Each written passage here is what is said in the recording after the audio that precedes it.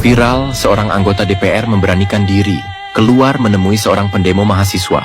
Anggota DPR tersebut mengatakan agar segera menghentikan demo karena DPR tidak bisa dibubarkan, walau presiden sekalipun tidak dapat membubarkan DPR.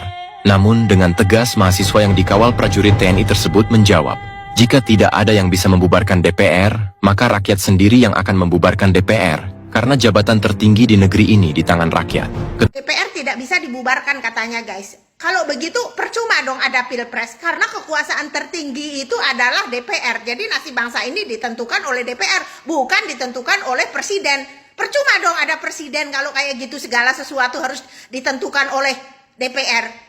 Presiden nggak bisa berbuat apa-apa dong. Kayak kemarin Jokowi pengen membuat RUU perampasan aset para koruptor itu, DPR bilang kan jangan ya, DPR tidak merestui, tidak mensetujui, Jokowi bisa apa? Nggak bisa berbuat apa-apa. Sama aja ini Prabowo. Prabowo juga kalau ingin membuat RUU hukuman mati untuk para koruptor juga Prabowo nggak bisa karena DPR nggak setuju kayak gitu. Berarti nggak usah ada pilpres deh, ngabisin duit, ngabisin anggaran doang. Biar serahkan ke DPR aja semua bangsa ini. Supaya hancur-hancur lah. Karena DPR itu tidak memikirkan rakyat. Jadi DPR itu hanya mementingkan diri sendiri, memperkaya diri gitu. Bikin undang-undang suka-suka gua kayak gitu. DPR bukankah begitu? Semua kebijakan-kebijakan DPR itu, RUU yang dibuat oleh DPR itu merugikan rakyat, menyusahkan rakyat, semuanya juga kayak gitu. Percuma ada DPR, udah. Percuma ada presiden kalau segala sesuatu harus ditentukan oleh DPR. Ya hancur-hancur lah Indonesia ini. Macam apa sih negara, macam apa sih ini sih, apa-apa ditentukan oleh DPR. Presidennya cuma plonga-plongo doang gitu. Gue mau ke sono nggak boleh, gue mau bikin ini nggak boleh sama DPR. Nah, terus presiden suruh ngapain? Ini semacam kayak pembantunya DPR aja itu presiden. Orang diatur-atur oleh presiden, sama aja kayak seorang pembantu diatur oleh majikannya, kan kayak gitu. Berarti majikannya presiden itu DPR kayak gitu. Lah kalau apa-apa harus diizinin dulu sama DPR, berarti kan presiden itu nggak punya kekuasaan penuh, nggak punya. Semacam kayak pembantu.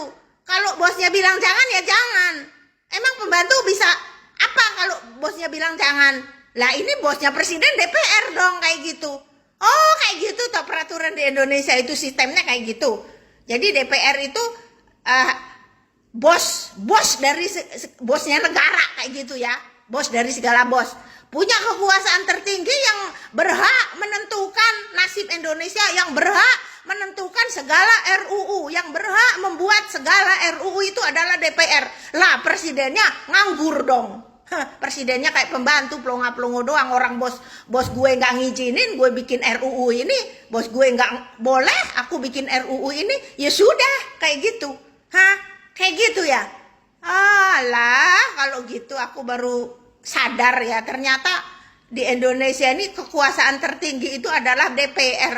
Berarti selama ini yang bilang katanya presiden itu kekuasaan tertinggi di Indonesia itu bohong dong. Nyatanya presiden nggak mampu berbuat apa-apa kalau nggak direstui oleh DPR. Berarti bohong dong kalau presiden itu adalah panglima tertinggi. Oh, panglima tertinggi itu adalah DPR sekarang mah kayak gitu, guys.